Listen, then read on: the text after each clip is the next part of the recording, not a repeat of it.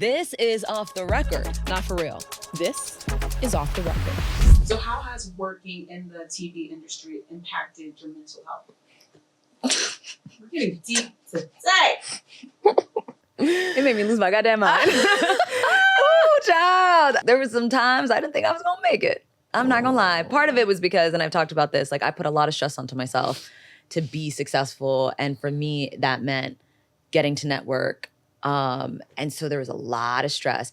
Another thing too is like the subject matters that we're covering. You're meeting people at their worst. You're having to like knock on doors for people and try to talk to them after like a tragedy strikes.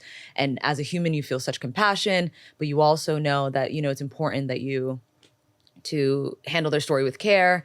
The hours, like, do you guys not, like, do you know what happens to the human body when you don't sleep? Like at one point I thought I was losing my vision, but it was just like I lost my memory because I wasn't getting enough sleep. And all those things, like, you know, I just pushed through it. Now looking back, I'm like, ooh, child, that was something I can never do again. Yeah. And will not do again. Yeah. You? I do wonder, like, would I do certain things all over again? Because in the end, like I reached exactly where I wanted to be in terms of the peak of my career and all of that. Would I do it again? The toll that covering the news took on my mental health, covering stories up close and personal. I remember one time I got emotional on air. Like I was reporting, it was in Philadelphia. I have never been in a city.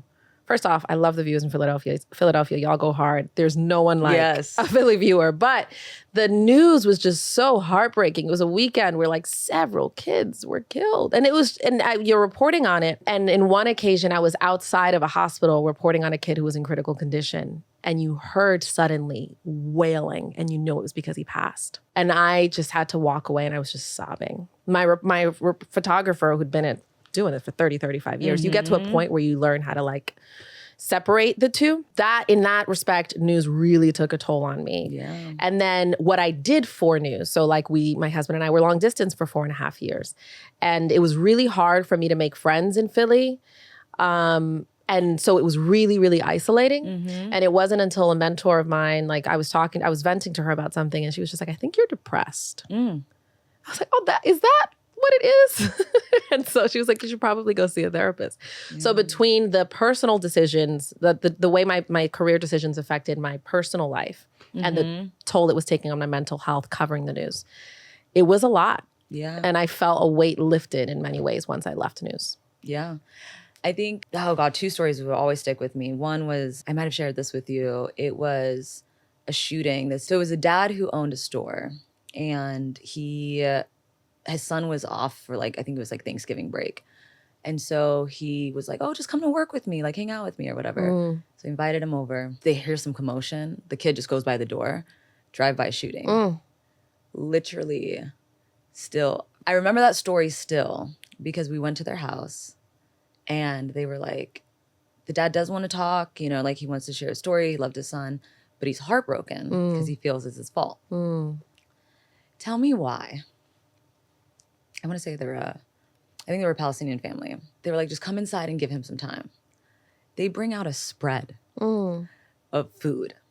And they were like, do you want anything? And I just couldn't get over in this time. Hospitality, yeah. You're still showing me this kind of hospitality. Yeah. And the second thing that really was hard to deal with was COVID. Yeah. Because I was here in New York. I was covering the overnight show. And there was, you know, it all happened so fast. And I remember because I went in at 11 p.m. at night, I went to sleep. And when I woke up, there were lockdowns in place and they were like, only essential workers could be out. And I got a pass that was like, you're an essential worker, go into the studio so that you can report on what's happening and update people. And I just remember feeling like the uncertainty of like, well, why are you guys telling everyone to stay inside and I have to be out here? And like, is it safe for me to be out here? It was hard to get to work because there were no Ubers allowed. Right. Like it was just such a difficult situation where we're trying to navigate as, you know, as humans, what to do in this situation that is unprecedented, but also try to be the voice that's informing people. And then following day, I had to go in front of the hospital and report in front of a hospital, and you could just see the ambulances coming in and out. yeah.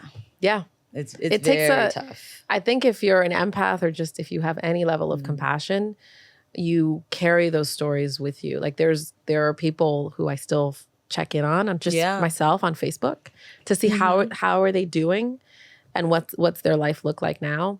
So it has an impact on you. I've also noticed it started skewing my perception of the world and like humanity because you're seeing the worst of it. That you have to remind yourself, hey, like you have a skewed idea of it because all you're doing is like tragedy after tragedy, yeah. Right. And you don't cover a lot of feel-good stories, right? And then what ends up getting really, unfortunately, the most attention is the more tragic the story is, the more heartbreaking it is, the more coverage it gets. So yeah.